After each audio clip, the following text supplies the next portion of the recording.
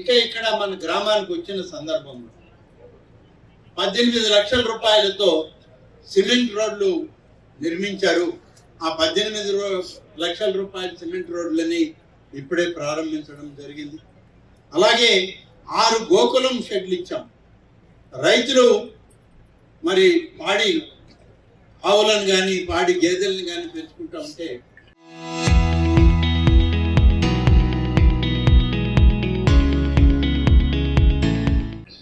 ఆ పశువులకి ఒక సరైనటువంటి నీడ ఉండాలనే ఉద్దేశంతో దానికి కూడా ప్రభుత్వం ఇవాళ కేంద్ర ప్రభుత్వ అనుమతులతో గోకులం అనేటువంటి పేరుతో వాటికి షెడ్లు ఇస్తూ ఉంటే ఈ గ్రామంలో 6 గోకులం షెడ్లు మంజూరు చేయడం జరిగింది. వాటి కార్యక్రమాన్ని కూడా ఇవాళ ప్రారంభించడం జరుగుతూ ఉంది. శంకుస్థాపన కానీ ప్రారంభోత్సవం కానీ. ఇక నేను దేవాదాయ శాఖ మంత్రిగా అయిన తర్వాత 5 లక్షల రూపాయల నిధులతో గంగమ్మ తల్లి దేవస్థానానికి ప్రహరీ గోడ కావాలని మన వాళ్ళు అడిగితే 5 లక్షల రూపాయల నిధులు ఇచ్చాం. కానీ ఇక్కడికి వచ్చిన తర్వాత మా అధికారులు వచ్చారు, గ్రామస్తులు కూడా అందరూ కలిసి అడిగారు. కేవలం 5 లక్షల రూపాయలతో ప్రహరీ నిర్మాణం రావడం లేదు, దానికి మరింత నిధులు కావాలి. అలాగే దానికి ఇంకొంత భజన మందిరం లాగా ముఖమండపం ఇవన్నీ కావాలి.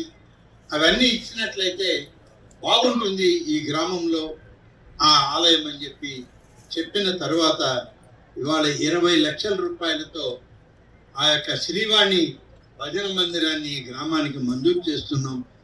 ఈ రాష్ట్రంలో అతి పవిత్రమైన మనందరికీ నిత్యం పూజించేటువంటి దేవదేవుడైనటువంటి తిరుమల శ్రీ వెంకటేశ్వర స్వామి.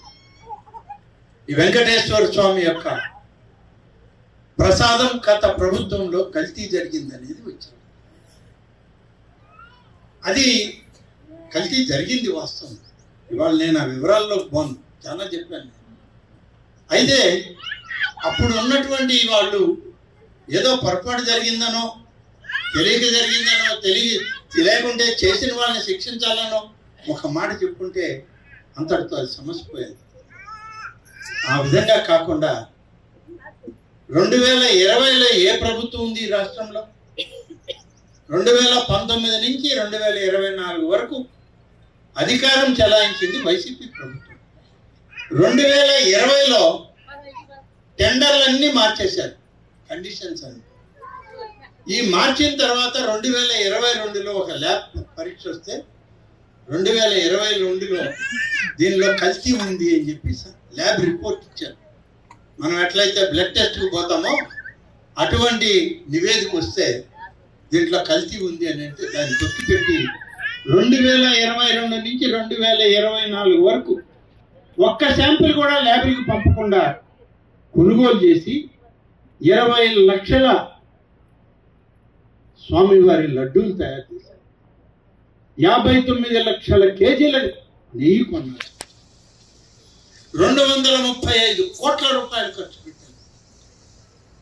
ఇంత ధనం దుర్వినియోగం చేసి చివరికి ఒక చుక్క పాలు కొనకుండా ఒక చిటికెడు నెయ్యి రానటువంటి అనేకమైన వ్యర్థ పదార్థాలను కలిపి నెయ్యి లాంటి ఒక మిశ్రమాన్ని తయారు చేసి పంపిణీ చేయడం జరిగింది. ఇది సుప్రీంకోర్టు నివేదికలో వచ్చిన సాక్ష్యం. నేను చెప్పేది కాదు, చంద్రబాబు నాయుడు చెప్పింది కాదు, ఇవాళ ఉన్నటువంటి మా అధ్యక్షుడు బిఆర్ నాయుడు గారు చెప్పేది కాదు. సుప్రీంకోర్టు ఇచ్చినటువంటి నివేదిక ఈ విధంగా ఉంది. Local to global news at your fingertips. మీ చేతిలో ఒక ఆయుధం. Download Raw TV app. Media legend Ravi Prakash is back.